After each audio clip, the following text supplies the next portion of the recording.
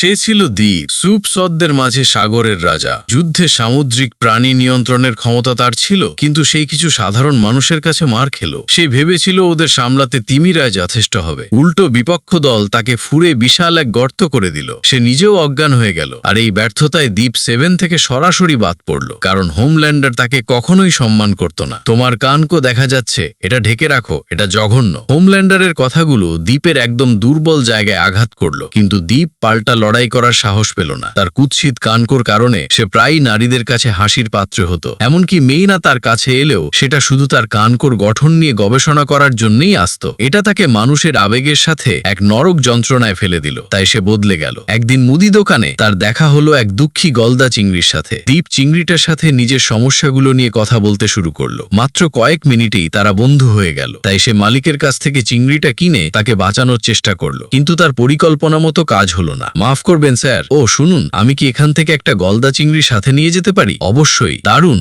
সে কোনো বন্ধুকে বাঁচাতে পারলো না। অন্যদিকে হোমল্যান্ডার জেনে গেল যে দ্বীপ গোপনে একটা মেয়েকে লুকিয়ে রেখেছে। 7 থেকে বাদ পড়া এড়াতে দ্বীপকে সবার সামনে অক্টোপাস লেডিকে গিলে ফেলতে হলো। অক্টোপাস লেডি মারা গেল, কিন্তু ডলফিন লেডি তখনও বেঁচে ছিল। তাই দ্বীপ ঝুঁকিটা নিল। মাঝরাতে সে তাকে অ্যাকুয়ারিয়াম থেকে চুরি করলো, আর ডলফিন লেডিকে নিয়ে আটলান্টিক পাড়ি দিয়ে বহু দূরে পালানোর পরিকল্পনা করলো। কিন্তু পুরো ব্যাপারটা ফাঁস হয়ে গেল। মাঝপথেই দ্বীপ পুলিশের গাড়ির ঘেরাটোপে পড়ে গেল। এরপর সে কোষে ব্রেক চাপলো। সিট বেল্ট না থাকায় ডলফিন লেডি সোজা জানালা দিয়ে উড়ে বাইরে ছিটকে পড়ল। আর যখন সে বুচার আর অন্যদের তাড়া করছিল, দ্বীপ তার পরিচিত হোয়েল লেডিকে নিয়ে হাজির হলো। সে আত্মবিশ্বাসের সাথে সেখানে দাঁড়িয়ে বুচারের ইয়টের পথ আটকে দিল, কিন্তু বুচার আর অন্যরা নিয়ম মেনে ছিল না। তার ইয়টটা সোজা একটা গোল্ডফিশের পেটে ঢুকিয়ে দিল। এভাবেই আরো একটা সামুদ্রিক প্রাণী শেষ হয়ে গেল। হোমল্যান্ডার দ্বীপকে টিএনটি টুইন্সদের কাছে একটা বার্তা দিতে পাঠালো, কিন্তু সেখানে পৌঁছে সে দেখলো ভেতরে একটা পার্টি চলছে। সেখানেই দ্বীপের সাথে এক অক্টোপাস গার্লের দেখা হলো। কিন্তু কিছুদিনের মধ্যেই দ্বীপ অন্য এক মেয়ের প্রেমে পড়ল।